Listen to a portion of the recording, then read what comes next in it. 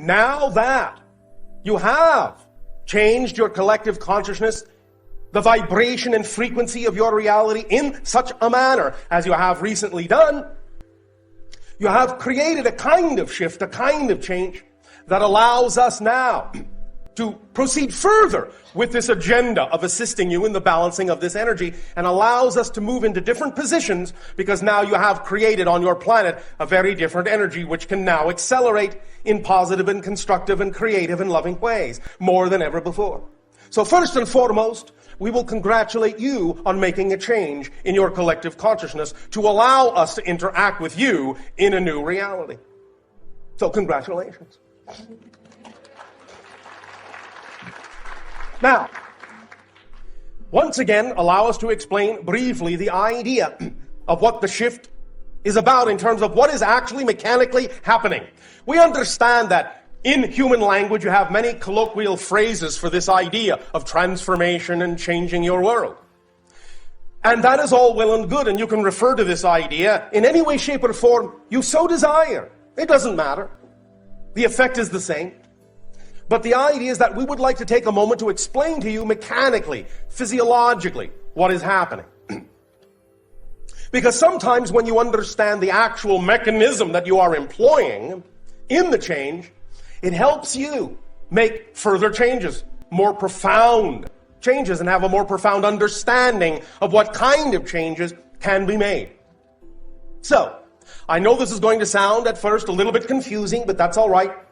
This is just an issue of semantics and language, and we will explain more clearly as we go along. So when we talk about the kind of changes that you are making and wish to make on your planet, we will begin this conversation by pointing out that nothing has changed. Why do we say that? I will tell you. Thank you. Here's what we mean by nothing has changed. The idea is really that when something in your world changes, the world you were in did not change. You changed. You shifted your frequency. You shifted your vibration. And by shifting your frequency, you have shifted your focus of consciousness to an already simultaneously coexisting parallel reality that is already existing on that frequency.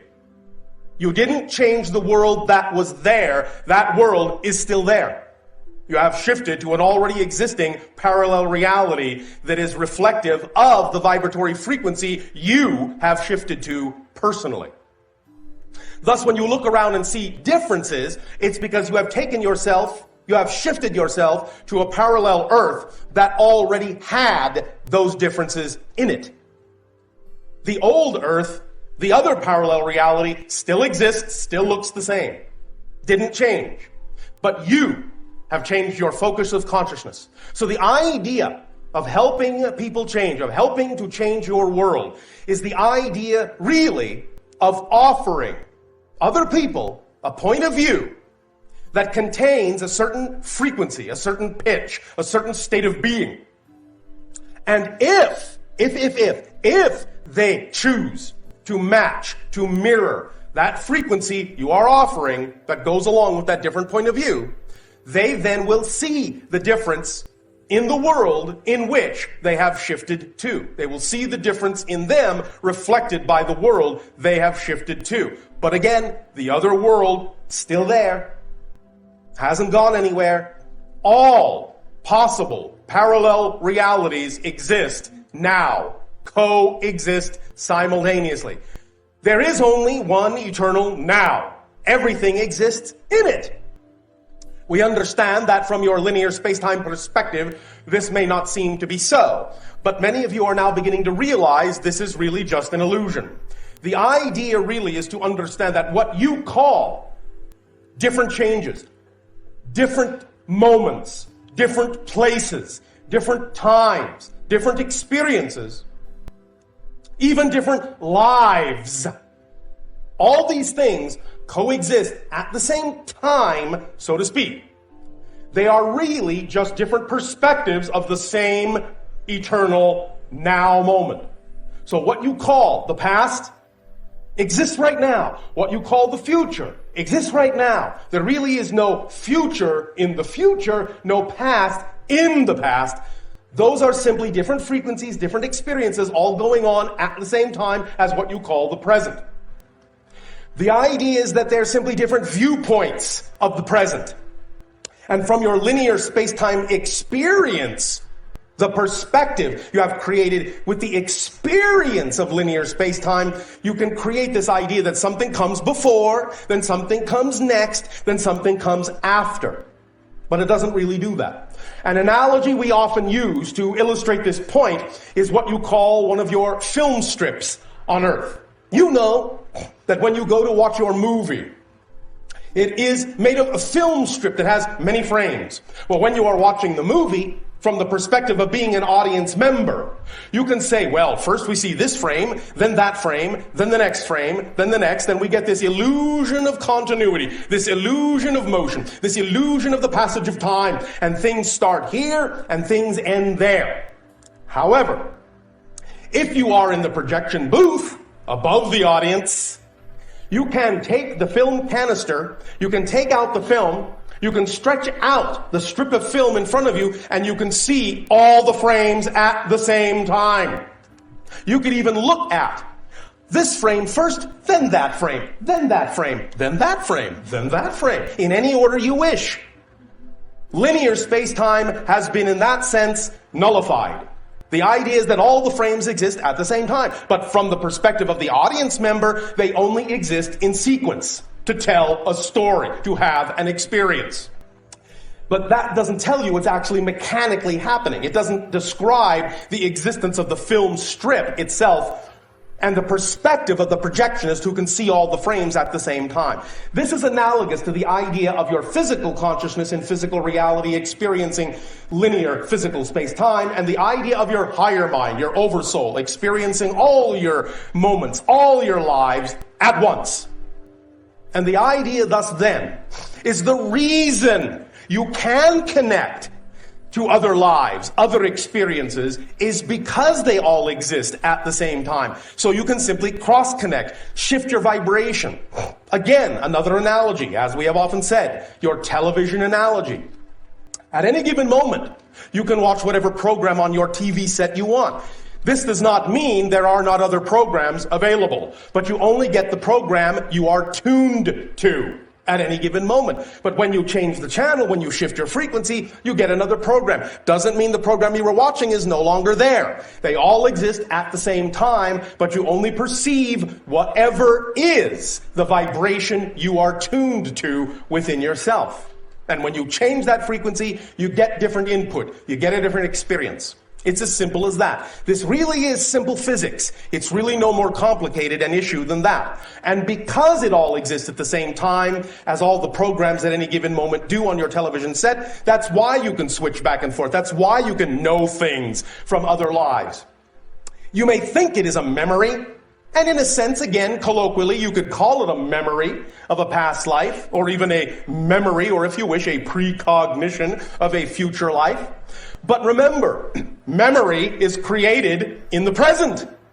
It doesn't actually come from the past. When you have a memory, you're having it now.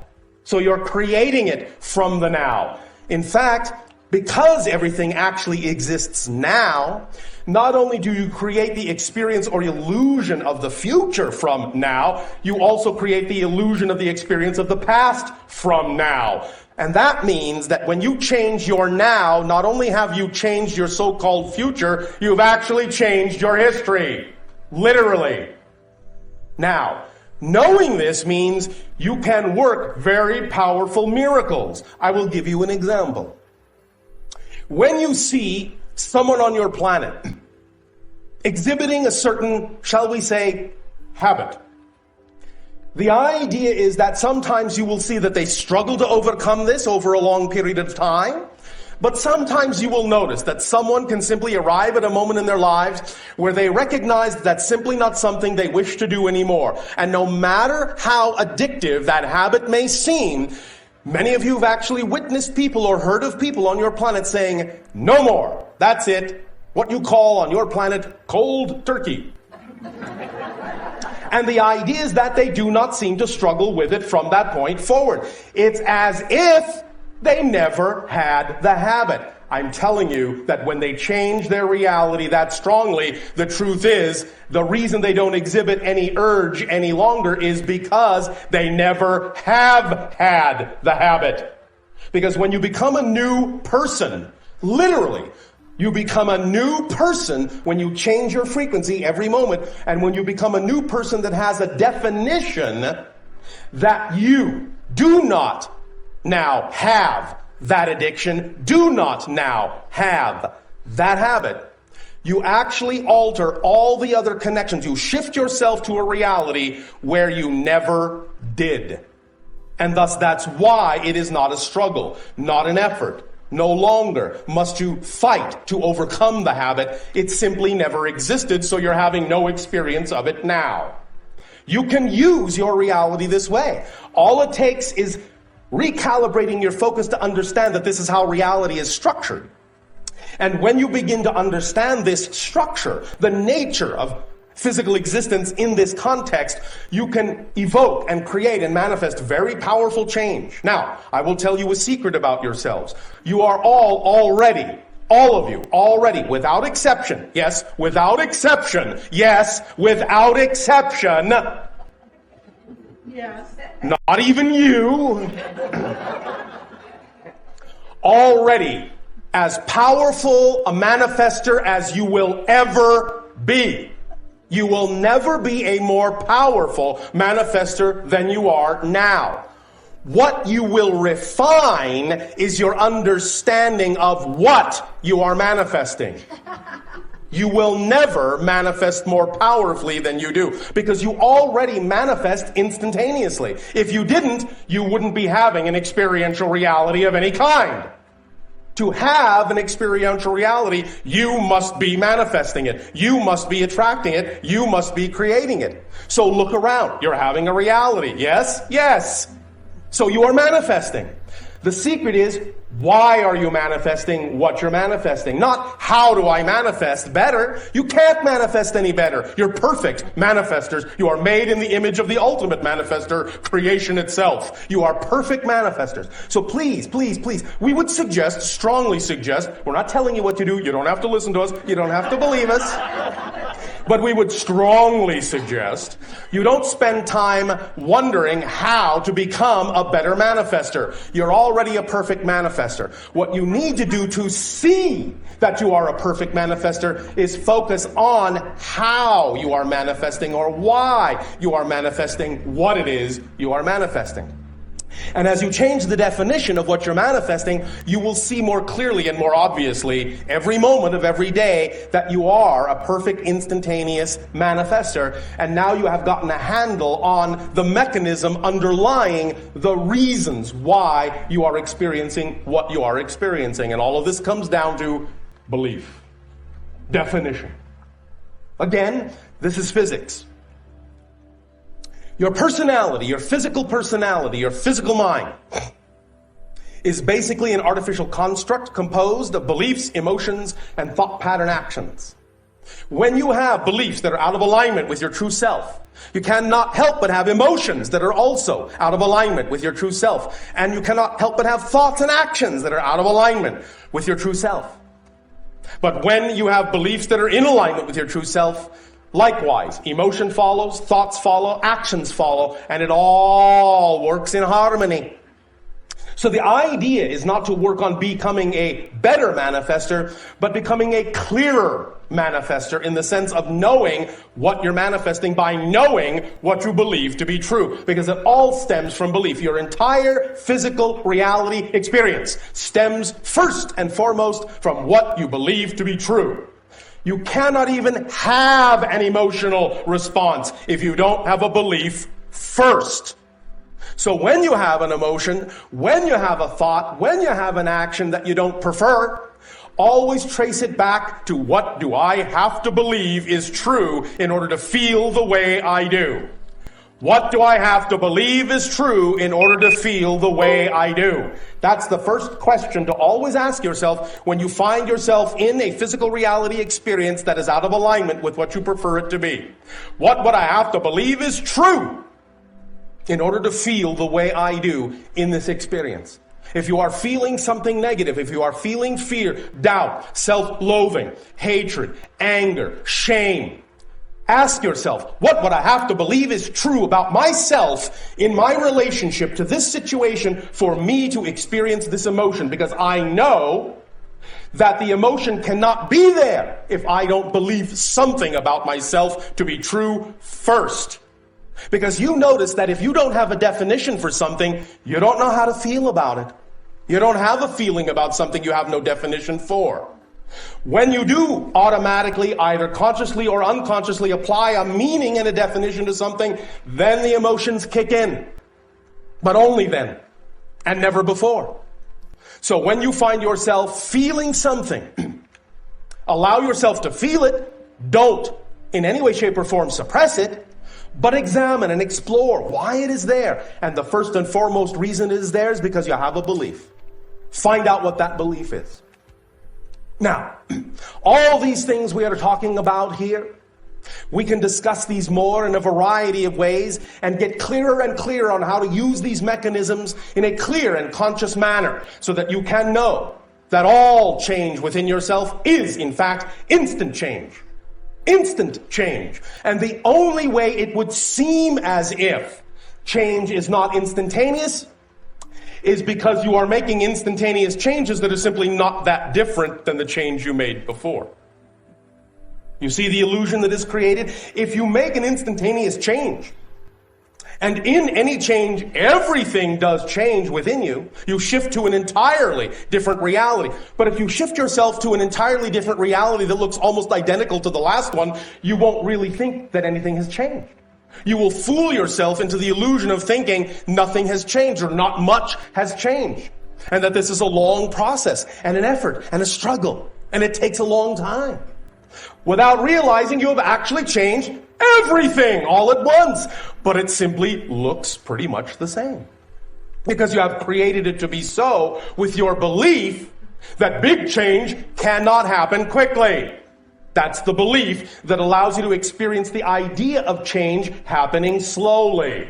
But if you understand that every change is a total change, a totally new reality that you've shifted to, then it's an issue of how different you define that reality, and the difference, the degree of difference in your definition of that new reality from the other one is what will allow you to see that the manifestation of the change is instantaneous. Because the only way you can gauge instantaneous change is by having a great degree of difference in the change. If you don't have a great degree of difference in it, you don't think much has changed, even though it has. So again, the idea of describing to you the notion that every change is instantaneous and every change is total, and I mean total, you are a new person in a new reality, in a new universe, literally, take me literally, please take me literally. I am not speaking metaphorically here. Then if you know that that is absolutely, totally different, then you can also begin to understand that it actually can be anything you really prefer it to be. At whatever rate you are comfortable with, and that's usually the big secret, at whatever rate you are comfortable with. Because for many of you, the idea of change is very scary. And you don't really want to change that much, even though you're changing instantaneously, totally. You want to create an experience that says you haven't really changed that. Oh, I don't want to be too different. People will think I'm strange, bizarre, weird, freaky, and all those other wonderful, colorful earth terminology. Nevertheless, the truth is, you change everything instantaneously. It is up to you to decide how much you want to take advantage of that fact. It's up to you. The rate, the pace, the style is up to you. All we are doing is letting you know that's the mechanism that's happening, so you don't have to spend time wondering how to make amazing, large-scale, rapid, instantaneous manifestations. That you're already doing. All you need to do is focus on why you're doing what you're doing, how you're doing it, based on what belief and why, and then you'll get a handle on how to allow yourself to redefine the reality in such a manner as to see whatever degree of change you prefer to see. And that's what it's all about. What idea, what belief is most harmoniously aligned with your true self? Now, we have said, yes, true self, out of alignment, in alignment with true self, true self. What's true self? Here's how you tell what your true self is. Once again, briefly. It is encapsulated in a term that exists on your planet called passion, joy, and excitement. The idea is that vibration, what you feel, that excitement, that physical sensation is actually the body's translation of the vibratory energy that is your true core inner being. So anytime something in your life contains that degree of excitement, we would again strongly suggest you act on it. Why? Because that's who you are. Because it is most truly you. It is your path. It is your reflection. It is your attractor. It is luring you to more of yourself. That's why things contain that feeling. That's why they reflect that feeling to you. And that's why you can know that if you act on your joy, it will support you because it's your true self. I know. You have many different belief systems on your planet that doubt the ability of your excitement to support you, and we can talk about some of those at length if you wish. Nevertheless, it does have the ability to support you. Why? Because it is you. And it is the part of you that is representative of the part of you that is made in the image of creation. And creation is nothing if not unconditionally supported.